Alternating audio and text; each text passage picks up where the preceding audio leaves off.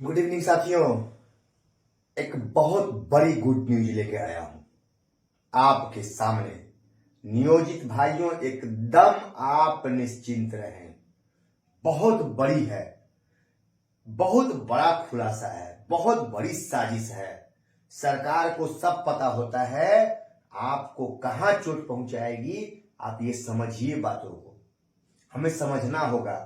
देखिए दोस्तों, एक चीज ध्यान दीजिए कि हम नियोजित बहुत बड़े फायदा हम लोगों को मिलने जा रहा है। आज एनसीजेसीएम और सरकार की बैठक हुई थी। एनसीजेसीएम 28 संगठनों का एक संगठन है, जो कर्मचारियों का संगठन है, और उसने अपना सुझाव सरकार को दिया है। ये समझिए, एनसीजेसीएम 28 संगठनों का, ये कर्मचारियों का 28 लोगों का संगठन है जो सरकार को सुझाव दिया है।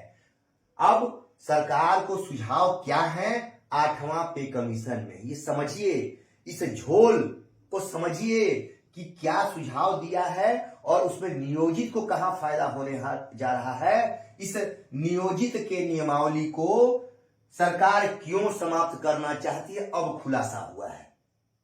सरकार पहले से जानती है। और एक बात बता दूं मैं आपको, बड़ी मछली हमेशा छोटी मछली का शिकार करते हैं, या जान लीजिए इतना।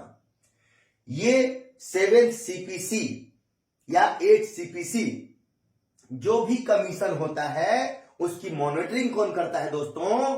तो बड़े आईएएस अधिकारी होते हैं। बड़े आईएएस, जो बड़े आईएएस अधिकारी होते हैं, आईएएस जो सचिव, प्रधान सचिव, बड़े ओहदे पर पहुंच जाते हैं, वही इसकी मॉनिटरिंग करते हैं, वही इन चीजों को बनाते हैं। 8वां पे कमीशन हो चाहे 7th पे कमीशन हो, सब वही आंकड़ा तैयार करते हैं। तो पहले आपको उसमें बड़ी मछली और छोटी मछली का एक आंकड़ा समझा देते हैं दोस्तों। 7th पे कमीशन में ये जो मैं 10,000 दिखा रहा हूं, ये 53,000 दिखा रहा हूं। इसमें छोटे कर्मचारियों को बहुत बड़ा नुकसान हुआ था 7वें वेतन आयोग में। ये पेंशन है दोस्तों, जो छोटे कर्मचारियों को 10,000 पेंशन मिलता था, दिया गया, वही 53,000 पेंशन बड़े कर्मचारियों को दिया गया, जो आईएएस रैंक के वगैरह के होते हैं, उनको 53,000 यानी 5 गुना अंतर पेंशन में कर दिया गया था। तो वो अपने तो उठा लिए इसको, 53,000 5 गुना बढ़ा लिए, और छोटे कर्मचारियों को 10,000 कर दिए। कितना बड़ा झोल था। छोड़िए इन चीजों को, अभी आगे बढ़ते हैं। अभी 8वें वेतन आयोग में क्या हम लोग को लाभ होने जा रहा है, ये समझिए। अब दोस्तों, ये 8वां वेतन आयोग में 1300 से 1900 का ग्रेड पे होता है दोस्तों। 1 और 2 लेवल 1 और 2, दोनों लेवल में 1300 से 1900 तक का वेतन आता है। 2 लेवल है ये, 1 और 2 लेवल। अब ये सरकार, ये सुझाव जो गया है 28 संगठनों का, उस सुझाव में कहा है इन संगठनों ने कि दोनों ग्रेड को मिला के 1 कर दीजिए। ठीक है, दोनों ग्रेड 1 हो जाएगा, यानी 19,900 से 63,200, जो 18,500, 18,000 से 56,900 था 1 का, और 2 का था ये, इसमें अंतर था। लेकिन अब दोनों का क्या हो जाएगा? यही हो जाएगा, 19,900 से 63,200। ये चपरासी वगैरह का ग्रेड होता है दोस्तों। अब समझिए, ये फायदा हो गया कि नहीं हो गया? ये बड़ा वाला इसको भी मिल गया, 1 को भी फायदा हो गया। अब समझिए बात को, 1 वाले को जो 18 से 56 था, वो सीधे 19 से 63,000 हो गया, बढ़ गया इसमें। समझ गए बात को? ये दोनों को मिलाने का सुझाव दिया गया है।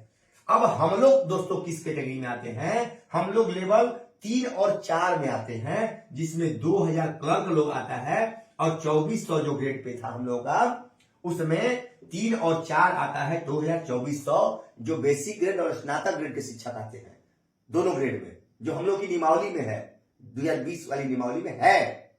और इसको लेवल में जब डाल दीजिएगा तो 3 और 4 लेवल और दोनों को मिलाने जा रही का सुझाव है, जो सरकार निश्चित मानेगी।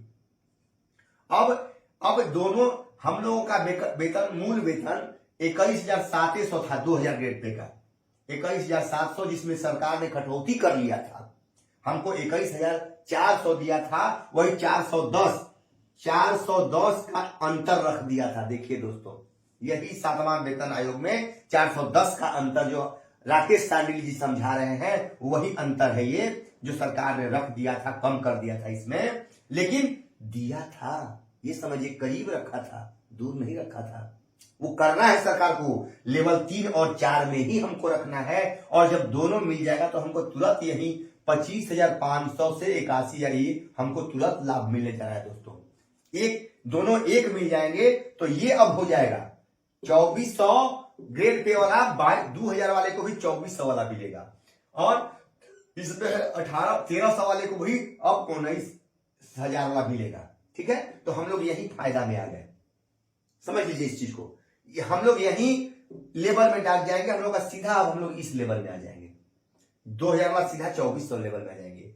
और दोस्तों जो 2800 का लेवल था वो अब कहां जाएगा दोस्तों, 4200 और 5 और 6 लेवल है, 4200 और 2800 को मिलाने का इसमें सुझाव है।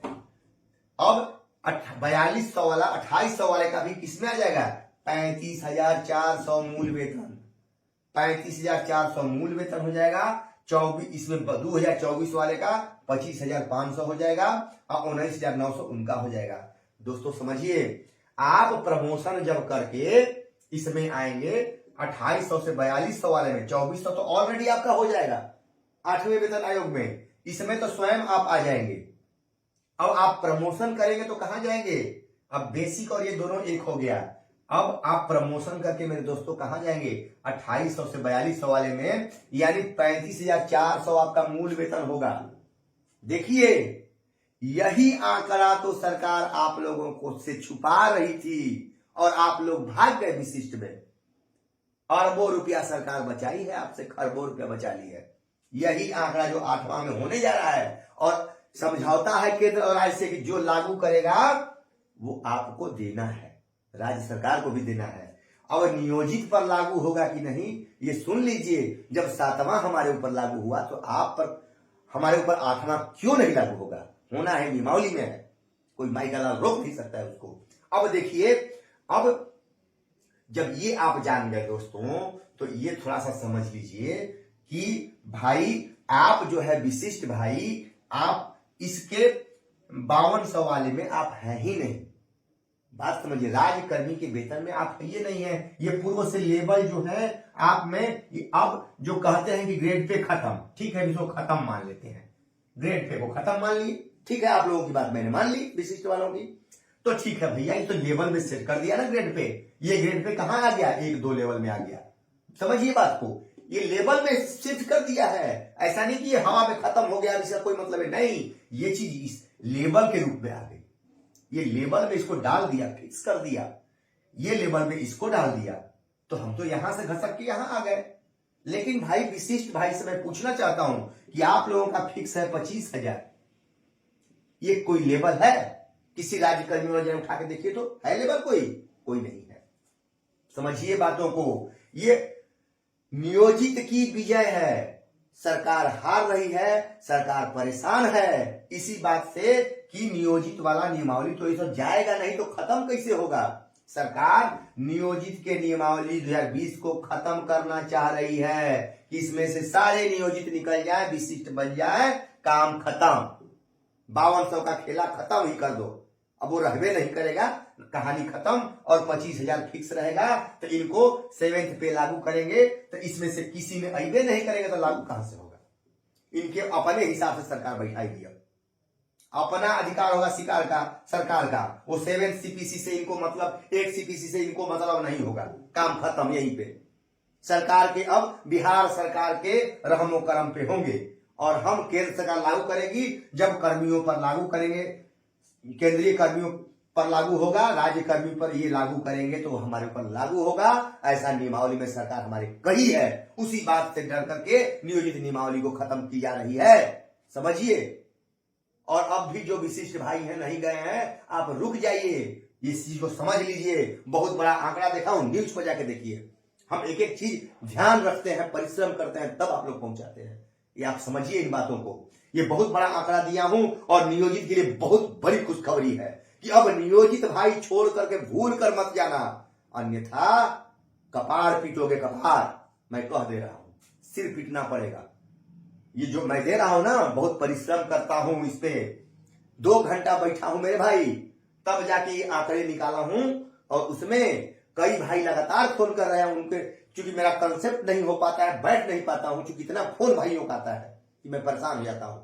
लेकिन घबराइए मत, मैं उसी में से समय निकाल के, मेरे भाई राकेश सांडिली जी परिश्रम कर रहे हैं, उनको मैंने कहा कि इन आंकड़ों को बेहतरीन से समझाइए। हम तो समझा रहे हैं, लेकिन वो और अच्छे से समझाएंगे, क्योंकि उनके पास समय है। आप लोगों का फोन मैं छोड़ता नहीं हूं दोस्तों, इसलिए समय कम मिलता है। आप लोगों के प्रयास करता हूं कि आप लोगों का फोन मिस न होने पाए। बड़ी उम्मीद से आप हमको फोन करते हैं। तो दोस्तों, विद्यालय में आप फोन ना करें, आपसे रिक्वेस्ट है, हाथ जुड़िया है मेरा कि विद्यालय में कतई फोन न करें, कोई व्हाट्सएप पर चैटिंग नहीं करें। आप लोगों से रिक्वेस्ट है, बच्चों के भविष्य को उज्जवल बनाएं, उनका साथ दें। और हम यही चाहते हैं दोस्तों, फिर अगली कड़ी में आएंगे और ये आंकड़े को समझ ही लीजिएगा अच्छे से। नमस्कार साथियों।